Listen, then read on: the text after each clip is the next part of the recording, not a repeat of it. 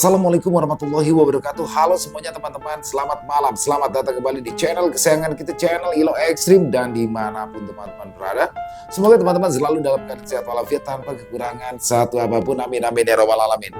Dan pada kesempatan malam hari ini kami akan membawakan satu kisah favorit kita semua, yaitu kisah Bang Pian. Wow, kisah dari Mas Untung Prasetyo ya, nggak pernah gagal pokoknya kalau Bang Pian ya.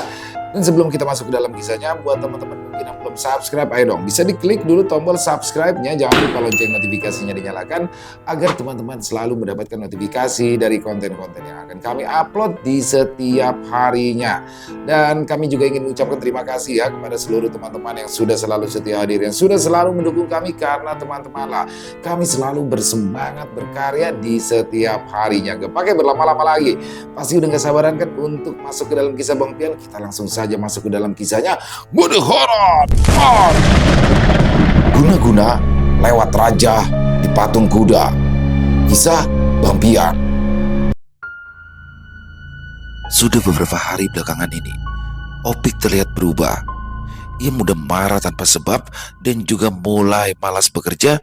Perubahan sikap Opik yang tiba-tiba menjadi pemarah tanpa sebab membuat Baba Ali dan Maela semakin khawatir. Biasanya Opik adalah anak yang ceria dan jarang sekali memperlihatkan emosi negatif. Namun belakangan ini tingkah lakunya benar-benar berbeda. Ia sering membentak tanpa alasan jelas, bahkan terkadang menatap tajam seolah ada sesuatu yang mengganggu pikirannya. Maela yang lebih peka terhadap perubahan anak-anaknya mulai mendekati Baba Ali untuk membahas tentang kondisi Opik. Mereka duduk di ruang tamu, berbincang dan dengan suara rendah agar Opik tidak mendengar. Kira-kira kenapa ya bang? Biasanya si Opik kagak begini deh ya. Apa dia lagi punya masalah di bengkel kali ya bang? Tanya Maela dengan nada khawatir. Ya namanya juga anak muda ya lah, udah biasa. Lagi ribut kali dia sama gacuannya, balas Baba Ali yang membuat Maela mendengus kesal. Abang mah kalau diajak ngomong serius jawabannya asal-asalan. Gedeg banget saya, ucap Maela yang langsung pergi meninggalkan Baba Ali sendiri. Ya namanya orang hidup Ela, ya dia pasti punya masalah, biarin aja. Ngapa dia ngadepin masalahnya sendiri? Dia kan udah gede, udah 25 tahun, bentar lagi juga minta kawin dia, balas Baba Ali dengan tenang. Hari-hari pun berlalu dan perubahan pada diri Opik semakin terlihat dengan jelas. Opik yang seharusnya berada di bengkel motor miliknya kini malah mengurung diri di dalam kamar.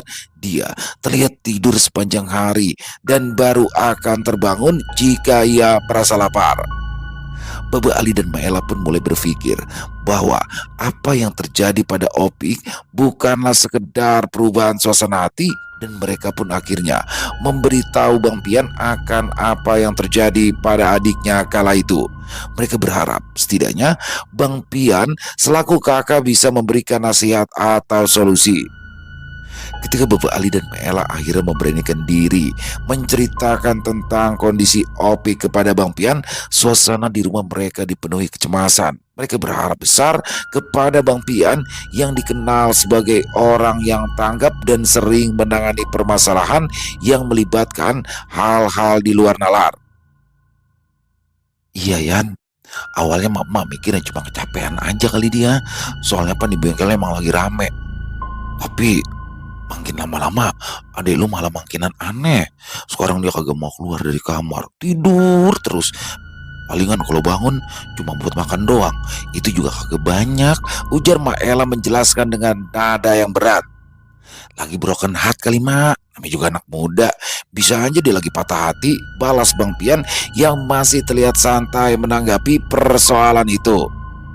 Ya tadinya juga gue mikir begitu. Gue pikir si Opik lagi ada masalah sama pacarnya. Lah tapi makin hari makin mendem aja tuh anak, sahut Baba Ali menjelaskan. Nah yang mak takutin udah 2 malam ini nih Yan, mak denger dia ngomong diri kayak ada yang diajak ngobrol gitu sama dia. Mau jadi takut deh Yan, mak takut ada lu ngapa-ngapa, sambung Maela menjelaskan apa yang diketahuinya. Lah apa jadi PA begitu ya tuh bocah, ucap Bang Pian sambil menatap ke arah pintu kamar Opik. Apa jangan-jangan dia ketempelan lagi ya Yan, balas Baba Ali dengan raut wajah yang mulai berubah. Coba deh ntar saya liatin. Tapi kalau ada yang nempel di badan si Opik mah, seharusnya saya bisa rasain dari mari.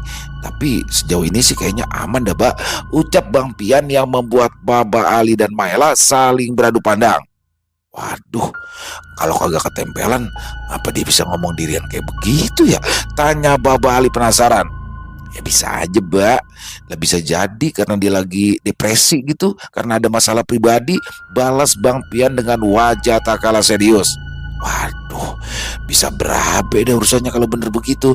Ucap Baba Ali yang juga mulai merasa khawatir. Nah, kalau si Opik beneran depresi, ngobatinya bagaimana Yan? Duh, mau jadi takut ini Yan. Tanya Maela penasaran. Ya dibawa ke rumah sakit jiwa kali. Saya juga belum paham kalau masalah begituan. Tapi tenang aja dulu dah Mak. Mudah-mudahan si Opik kagak nyampe begitu ya. Balas Bang Pian yang coba menenangkan. Waduh, ngapa bisa jadi geblek semua anak gue ya? Kagak yang gede, kagak adeknya, ampun dah. Ujar Baba Ali yang membuat Bang Pian menggerakkan bibirnya menirukan apa yang dikatakan Baba Ali. Iya dah, yang geblek biarin saya aja. Balas Bang Pian yang langsung berdiri dan berjalan ke arah kamar tidur Opi. Sesampainya di depan kamar Opik, Bang Pian pun dibuat terkejut dengan adanya aura hitam yang tiba-tiba ia rasakan. Padahal ketika Bang Pian berada di ruang keluarga bersama Baba Ali dan juga Maela, dia tidak merasakan apapun di dalam rumah itu. Hawa dingin yang menyusup ke tulang pun mulai dirasakan oleh Bang Pian ketika ia berdiri di depan pintu kamar Opik. Dan beberapa detik berikutnya, bulu kuduknya mulai berdiri karena aura hitam yang pekat terasa mengelilingi kamar itu. Bang Pian menarik nafas panjang, berusaha mengontrol dirinya agar tidak terpengaruh oleh energi negatif yang dirasakannya. Bang Pian masih berdiri di depan pintu kamar Opik sambil memejamkan mata.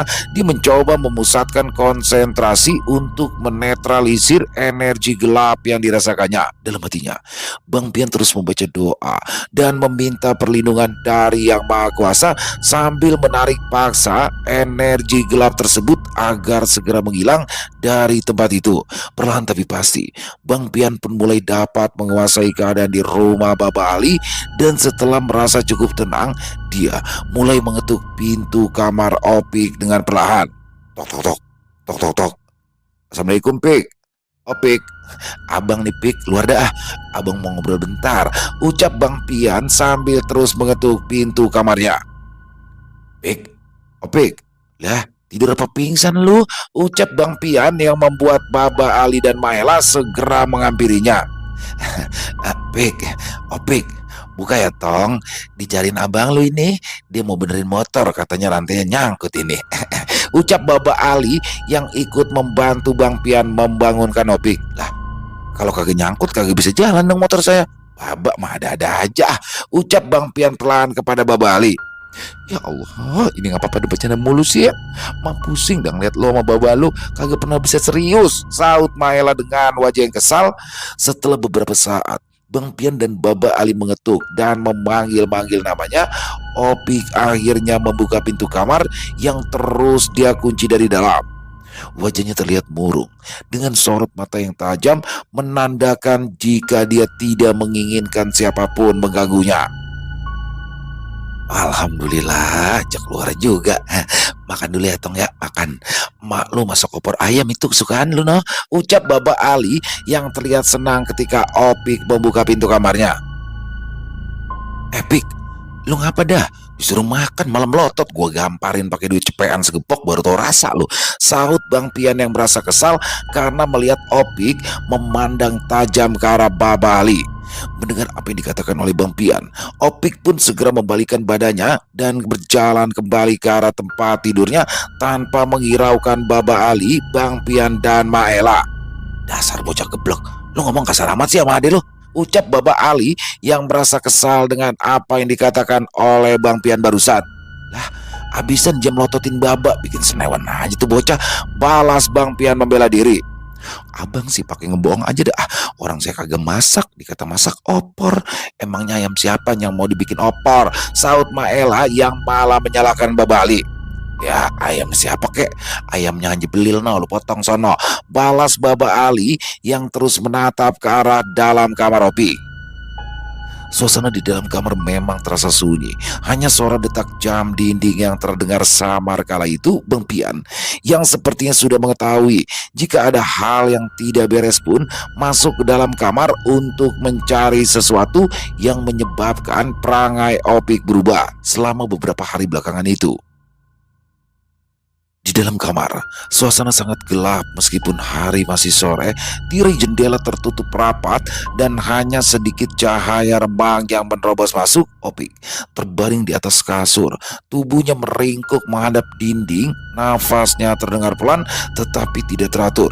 Bang Pian mendekati Opik dengan hati-hati. Ia berdiri di sisi kasur dan memperhatikan wajah Opik. Namun saat itu juga ia merasa ada sesuatu yang berbeda di sudut ruangan. Ia melihat bayangan hitam bergerak samar, seolah sedang memperhatikan mereka. Bayangan itu tampak melayang, tidak memiliki bentuk yang jelas tetapi auranya sangat mengancam. Selain itu, Bang Pian juga melihat sosok makhluk tak kasat mata yang berada di samping tubuh Opik yang mencengkramnya dengan kuat.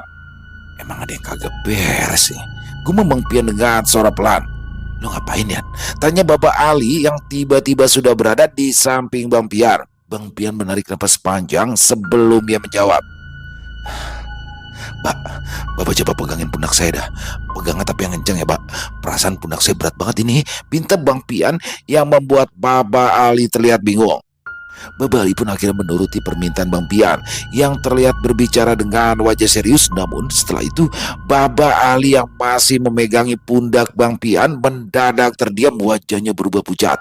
Matanya terpaku ke arah sudut kamar. Ia tidak tahu apa yang sedang dilihatnya, tetapi hawa dingin mulai merayap ke seluruh tubuhnya dan perlahan-lahan di sudut kamar bayangan hitam dari sosok makhluk gaib itu semakin jelas terlihat di matanya, melayang dengan gerakan lambat dan mengeluarkan aura yang membuat dada terasa sesak.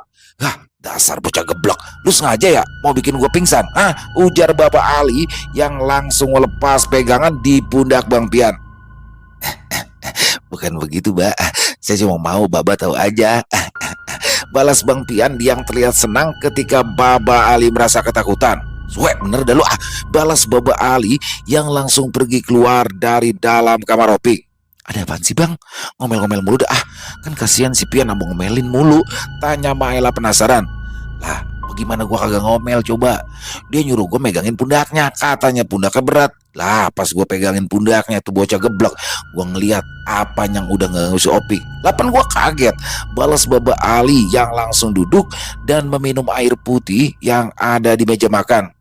Pian mah kalau bercanda kagak ada takarannya. Sama dah kayak abang, ucap Maela sambil mengusap-ngusap punggung Baba Ali. Tidak lama kemudian, Bang Pian pun keluar dari dalam kamar Opik sambil tersenyum ke arah Baba Ali dan Maela. Bang Pian pun malah terlihat tenang sore itu. Aman dah, si Opik emang ketempelan. Tadinya saya pikir dia depresi, kagak taunya ada demit yang demen sama dia. Ucap Bang Pian sambil menuang air putih yang ada di depan Baba Ali. Lah, Bapak ngapa, Pak? Itu mau kepecah bener kayak zombie? Tanya Bang Pian sambil tertawa kecil. Kurang ajar lu jadi anak, bikin gue jantungan aja. Lu kan tinggal bilang kalau ada yang goib yang gangguin si Opik. Agak perlu lu tunjukin ke gua, dasar bocah PA. Jawab Baba Ali dengan wajah yang terlihat kesal. Lah, kan biar Bapak percaya. Nanti kalau saya kagak tunjukin, Bapak kagak percaya sama saya. Balas Bang Pian sambil tertawa. Mak, Baba tuh tolong bikin teh manis panas biar kagak pucet begitu mukanya. Kayak maling ketangkep ansip, imbu Bang Pian dengan tawanya yang meledek Baba Ali. Dasar bocah geblak lu. Senang lu ya? Senang kalau gua sampai sakit. Balas Baba Ali yang ingin sekali melepaskan kopiannya lalu mendaratkannya di atas kepala Bang Pian. Agak gelap, saya mau ngerokok dulu di luar. Oh iya, Mak, tolong bikinin Ananda kopi ya Mak.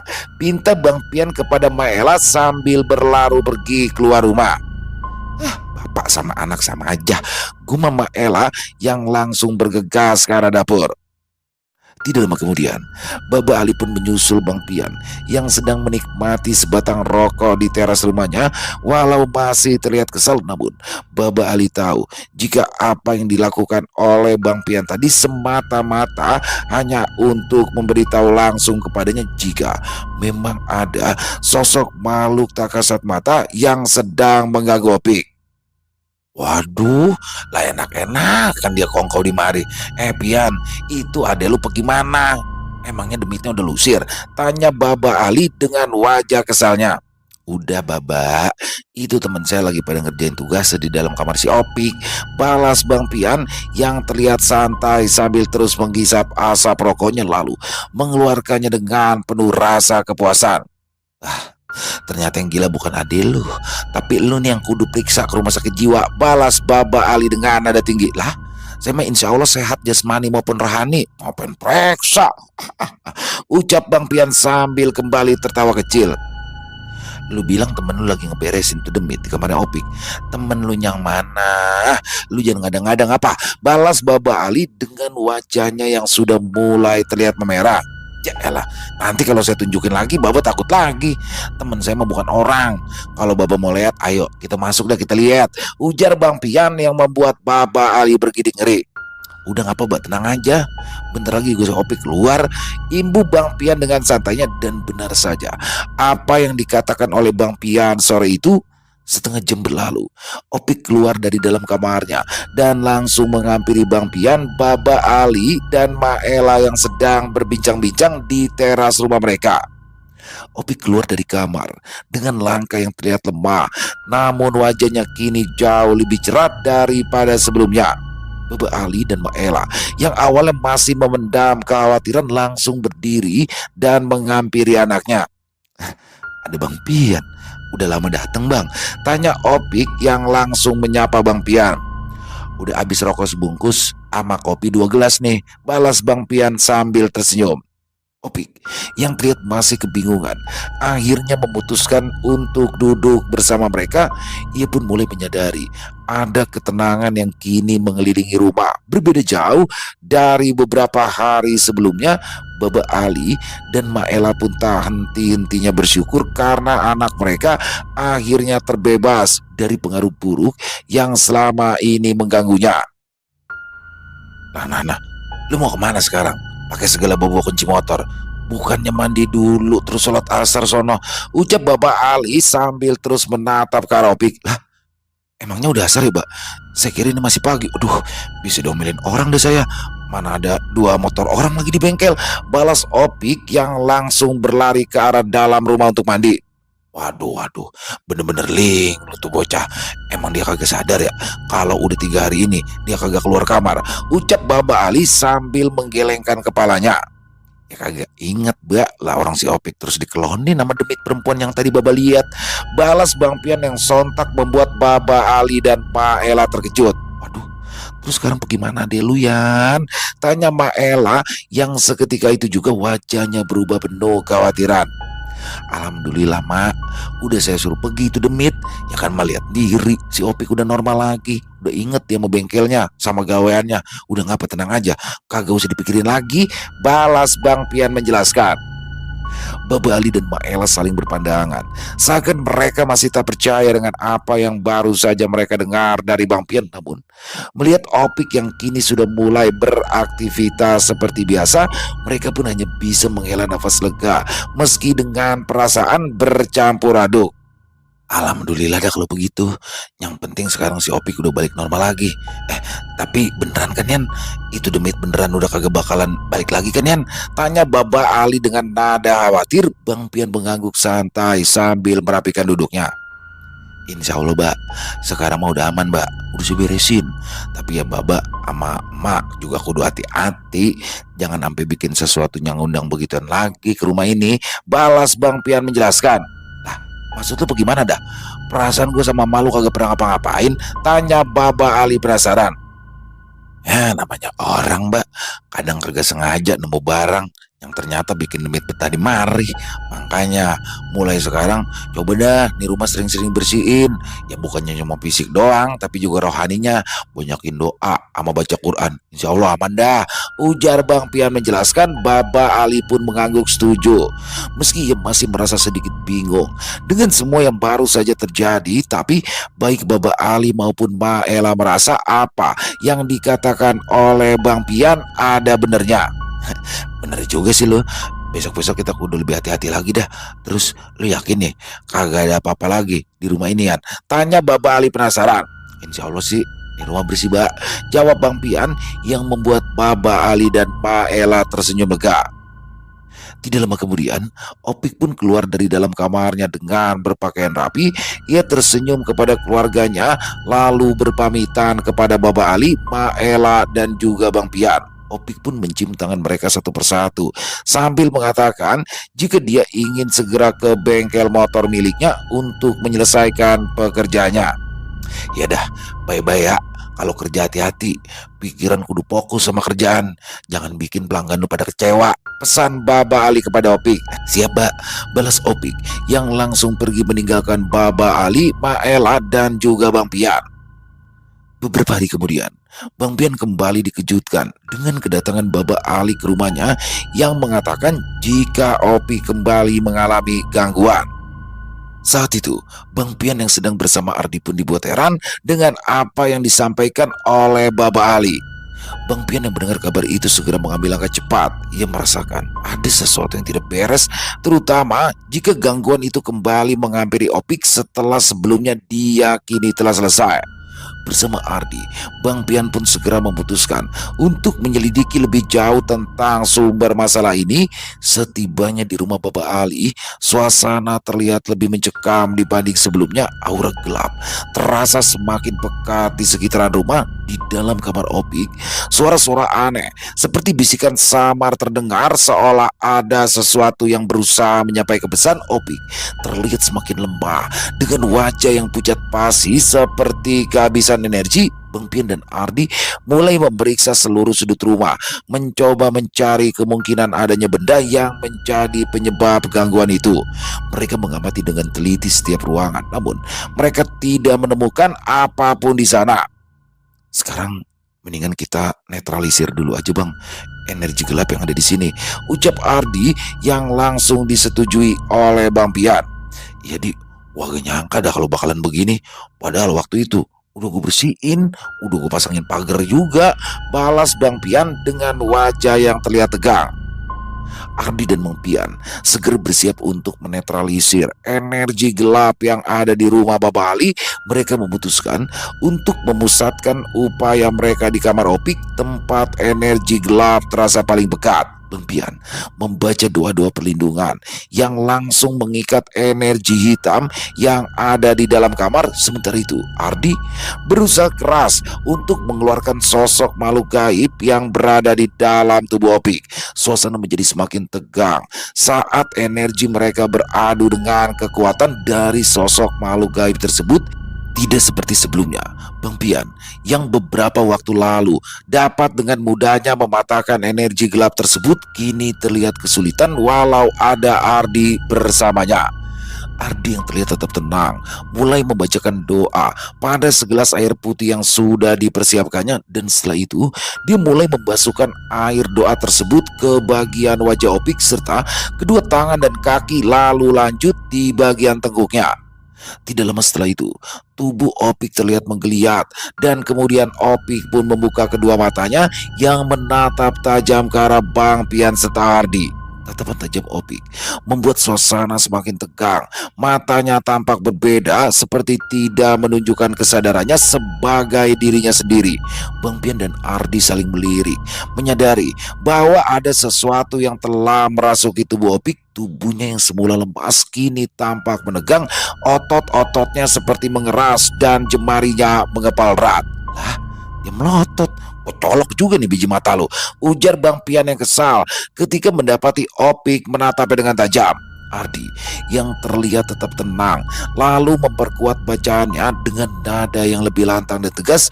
Dia memegang kedua bahu Opik dengan erat, memastikan tubuh pemuda itu tidak bergerak liar. Bang Pian yang berada di dekatnya terus bersiaga dengan doa-doa perlindungan yang terus dibacanya. Setelah itu, Opik tiba-tiba tersenyum sambil memiringkan kepalanya, dan bersama dengan itu kedua matanya berubah menghitam yang menambah suasana semakin tegang. Suara tawa kecil pun terdengar, tetapi jelas itu bukan suara Opik. Baba Ali dan Maela yang menyaksikan kejadian itu secara langsung tampak terdiam penuh rasa khawatir. Mereka berdua terus berdoa untuk keselamatan Opik dan juga Bang Pian serta Ardi. Opik kembali menggeliat dengan gerakan yang tidak wajar. Dia seperti mencoba melawan kekuatan yang tengah berusaha mengusirnya. Ardi yang tidak gentar terus membaca doa-doa dan kembali membasuhkan air doa ke tubuh Opik. Bang Pian pun ikut memperkuat energi spiritual dengan doa-doa yang biasa dilantunkannya. Setelah beberapa menit yang menegangkan, tubuh Opik tiba-tiba bergetar dengan hebat. Setelah itu, ia lalu terkulai lemas, nafasnya menjadi lebih pelan, dan matanya perlahan kembali normal. Namun, belum sempat Bang Pian dan Ardi merasa lega, sebuah bayangan hitam melesat cepat keluar dari tubuh Opik menuju sudut ruangan. Bayangan itu berdiri di sana, membentuk sosok samar dengan mata merah menyala, menatap mereka dengan penuh kebencian. Suwe bener tuh Demit. Padahal Marena udah diusir sama si Wira, ngapa dia balik lagi ya? Gumam Bang Pian dengan wajah yang kesal. Ardi yang sudah bersiap menghadapi sosok gelap itu mengangkat tangannya dengan tegas sambil melafalkan doa-doa pelindung. Suara lantang dari bacaannya memenuhi ruangan, seolah menggetarkan energi gelap yang memancar dari bayangan hitam itu. Sosok tersebut tampak gemetar, tetapi tidak mundur, justru semakin memperlihatkan wujudnya yang menyeramkan. Mata merahnya bersinar tajam dengan siluet tubuh yang tampak semakin besar dan menekan atmosfer ruangan. Perlahan tapi pasti, sosok bayangan hitam itu mulai memudar. Tetapi sebelum sepenuhnya lenyap, ia menatap Ardi dan Bang Pian dengan kebencian yang lebih dalam. Aku akan kembali, ujar suara makhluk gaib tersebut yang terdengar menggema lalu menghilang bersama bentuknya yang larut di dalam kegelapan. Setelah keheningan beberapa saat, energi ruangan perlahan terasa lebih ringan. Opik yang terkulai lemas di atas tempat tidurnya mulai bergerak pelan. Bang Pian dan Ardi segera mendekatinya untuk memastikan jika dia benar-benar sadar. Opik membuka matanya dan kali ini tidak ada aura aneh di balik tatapannya, hanya kebingungan dan kelelahan yang terlihat jelas. Di luar kamar, Baba Ali dan Maela yang cemas mendengar keributan tadi segera masuk. Mereka menemukan Opik duduk bersandar di tempat tidur dengan wajah pucat, sementara Bang Pian dan Ardi terlihat kelelahan tetapi lega. Lo bagaimana sih, An? Kata lo udah aman lah, ini adek lo masih aja dia kesurupan, ujar Baba Ali dengan nada yang kesal. Ya, saya kagak tahu, Mbak, kalau Demit tuh bakalan balik lagi. Soalnya selain udah saya usir, ini rumah juga udah saya pagerin, balas Bang Pian menjelaskan. Pagar lo kurang rapet, lo cuma pakai bambu kering aja kali magerinya, ucap Baba Ali yang membuat Ardi tersenyum. Tuh lihat tadi lo tuh, sampai pucat kayak begini, Ibu Baba Ali. Udah tenang aja, ngapa Mbak? Ini biar saya beresin sama Ardi, balas Bang Pian dengan penuh keyakinan. Wah, gak mau tahu dah. Pokoknya lu kudu pasangin pagar yang bagusan di rumah. Wah, gak mau lagi nih ada kejadian kayak gini lagi, ujar Baba Ali pada Bang Pian. Kalau bisa pakai besi yang rada kekeran biar kagak jebol. Jangan lu pakai jaro bambu, Ibu Baba Ali yang membuat Bang Pian menggelengkan kepalanya. Setelah kondisi Opik terlihat baik-baik saja, Ardi pun mengajak Bang Pian untuk berbincang di teras rumah Baba Ali. Ardi yang tahu jika semuanya belum sepenuhnya berakhir, meminta kepada Bang Pian untuk mencari dari mana sosok makhluk gaib itu berasal, karena menurut Ardi, makhluk tersebut sudah berada di dalam tubuh Opik ketika ia berada di luar rumah, sehingga pagar gaib yang dibuat oleh Bang Pian tidaklah bekerja. Bang Pian menyimak penjelasan Ardi dengan seksama sambil sesekali mengangguk.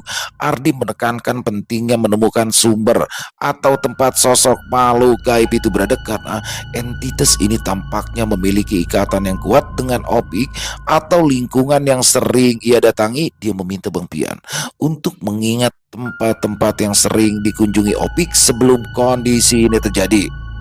Bisa jadi Bang, makhluk itu ngikutin Opik dari lokasi tertentu, ujar Adri yang mengisyaratkan bahwa solusi harus dimulai dari investigasi lebih mendalam.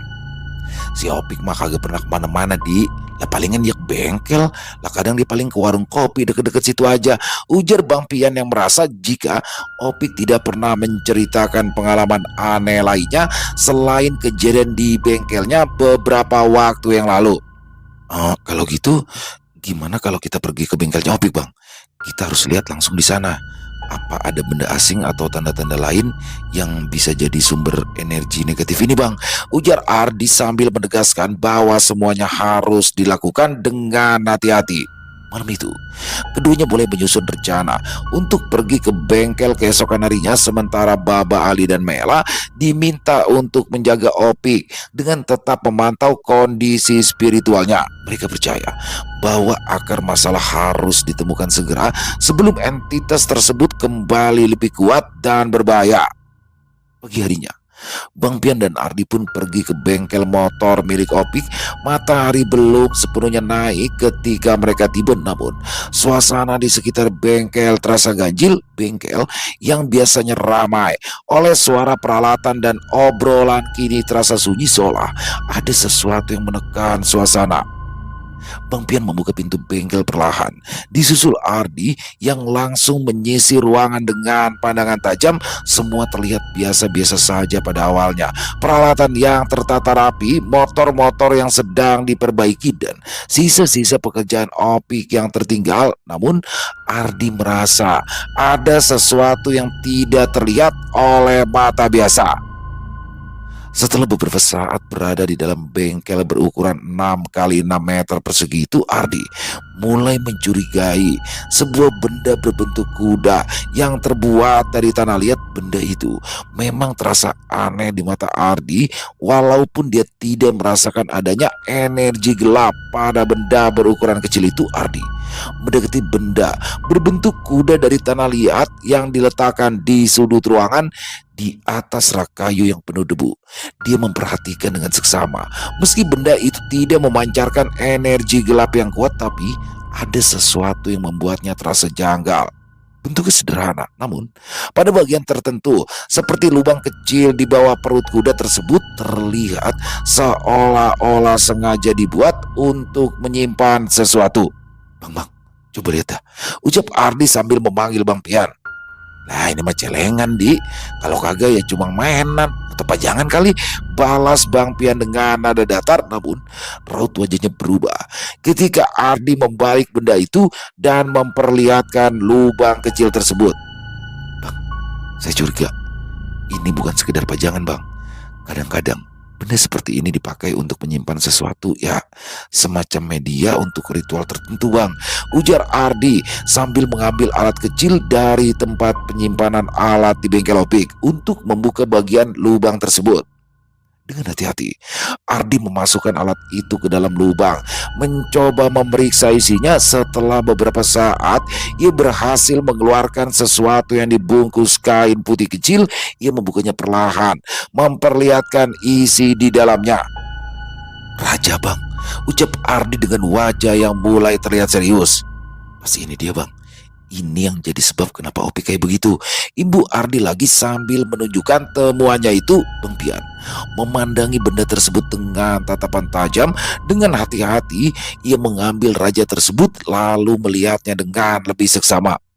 Oh, jadi ini nih yang bikin ribut. Gila bener. Ada aja orang yang masih main kayak beginian. Gerutu Bang Pian yang mulai paham dengan apa yang terjadi kepada Opik. Ada aja orang yang sirik sama adek gua.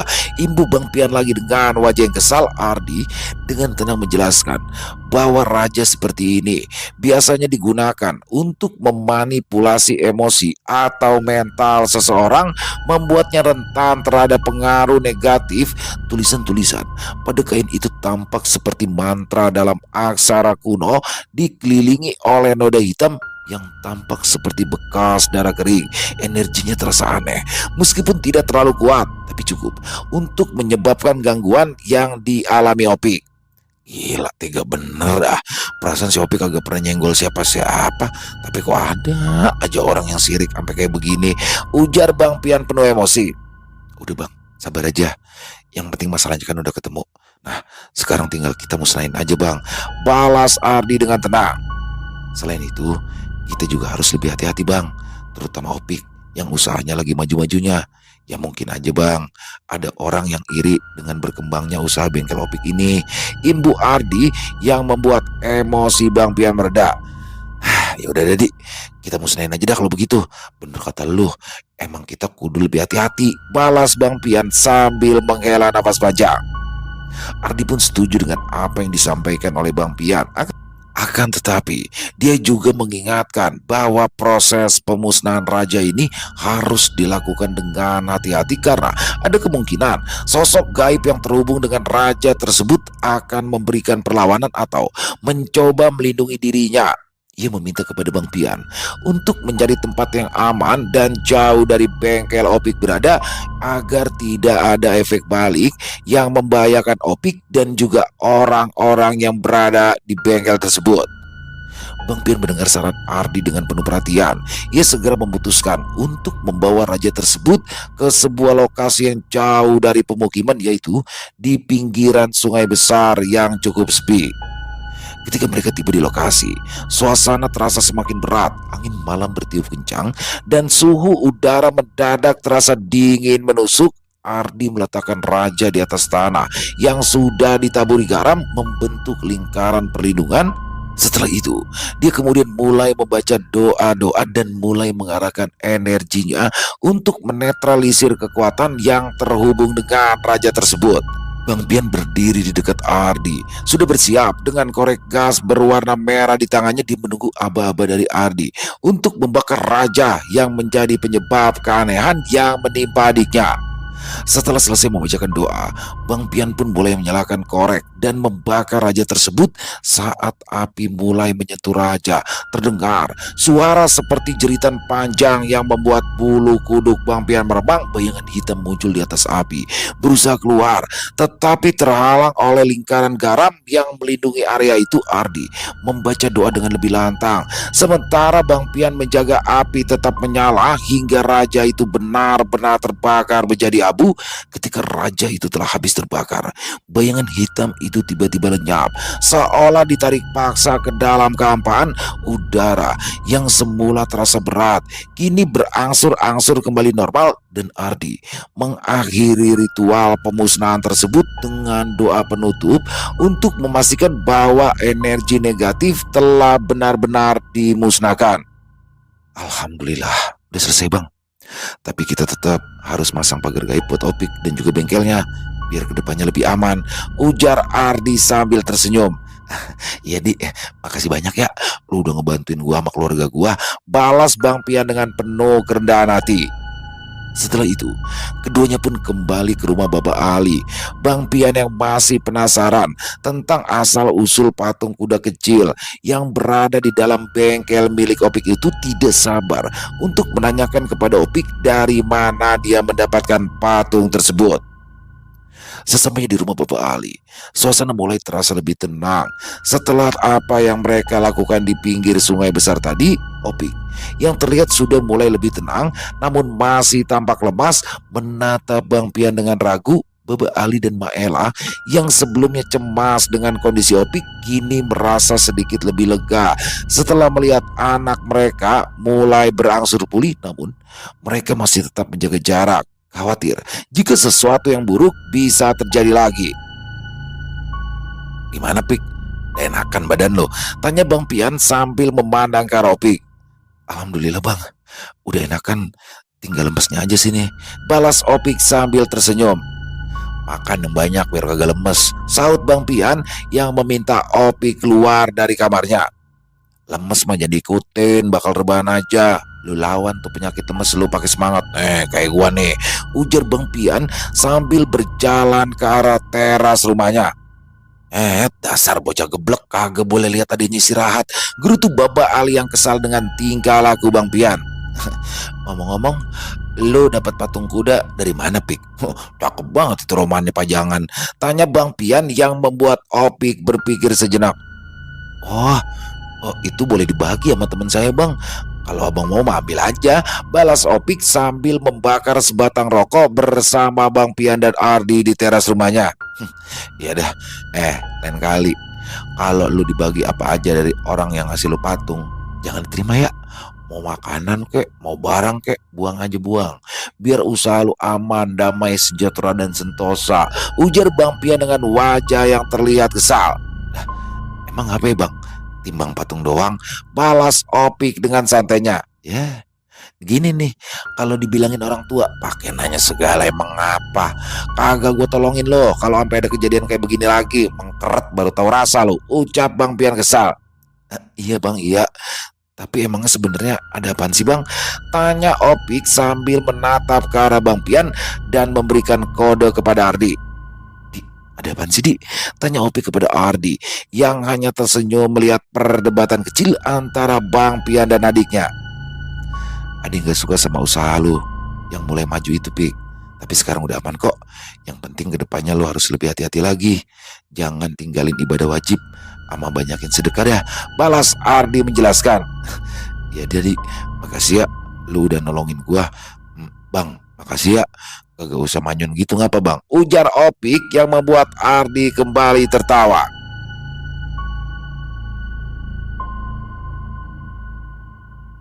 Selesai. Wow, luar biasa kisah dari Mas Untung Prasetyo, kisah Bang Pian. Wow, dan di sini baru-baru aja udah disuguhin beranteman ya Bang Pian sama Baba Ali. Iseng banget sih Bang Pian. Baba Ali megangin pundak, nggak taunya dikasih lihat tuh apa yang ada di badannya si Opik, ya ketakutan Baba Ali. Ya aduh, galak doang tapi takutan nih Baba Ali ya. Dan di sini saya lebih fokus di awal malah ya, kayak asik banget tuh keluarga mereka, keluarga Bang Pian ya.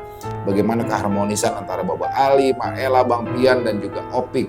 Ya wajar sih, seperti Mak Ella ini kan, Opik ini kan bontot ya, jadi dia sayang banget sama Opik. Bahkan sampai Baba Ali bilang, waduh, dua-duanya ngapa jadi semuanya anak gua geblek ya kan, biar Bang Pian aja yang geblek ya, Opik jangan, udah kurang ajar banget. Tapi overall keren banget kisahnya, bagaimana akhirnya Bang Pian dengan dibantu oleh Ardi akhirnya berhasil menghilangkan semua yang negatif yang ada di badan Opik, yang ternyata itu semua merupakan guna-guna yang dikirim oleh salah satu pesaing bengkel milik Opik ya. Dan guna-guna itu diselipkan di patung kuda, jadi berupa raja ya. Mungkin kalau di daerah-daerah lain namanya berbeda ya, tapi raja itu kan biasanya di kertas atau di kulit yang sudah usang gitu dengan ada tulisan-tulisan kuno, dan di situ ada darahnya juga tuh. Aduh, ngeri banget ya. Untungnya bisa diselamatkan dan menjadi pelajaran juga buat Opik agar kedepannya menerima barang sesuatu tuh nggak langsung main terima gitu aja. Keren, pakai banget kisahnya, kisah Bang Pian kali ini. Dan buat Mas Untung Prasetyo, terima kasih atas izinnya untuk kami bisa membawakan kisah yang luar biasa ini. Dan ditunggu lagi karya-karya selanjutnya. Dan semoga kisah barusan bisa menghibur teman-teman semua para pecinta penikmat horor misteri. Lebih khususnya lagi kepada para subscriber dari channel Lilo Extreme. Dan buat yang punya pendapat lain, punya komentar lain, bisa menuliskan di dalam kolom komentar. Ataupun hanya sekedar saling menyapa, silakan. Insya Allah kami akan menjawab satu persatu. Buat teman-teman yang suka dengan videonya, bisa diklik tombol like, tombol jempol, boleh juga dibantu di-share link videonya ini ke teman-teman yang lain, agar juga ikut merasa terhibur.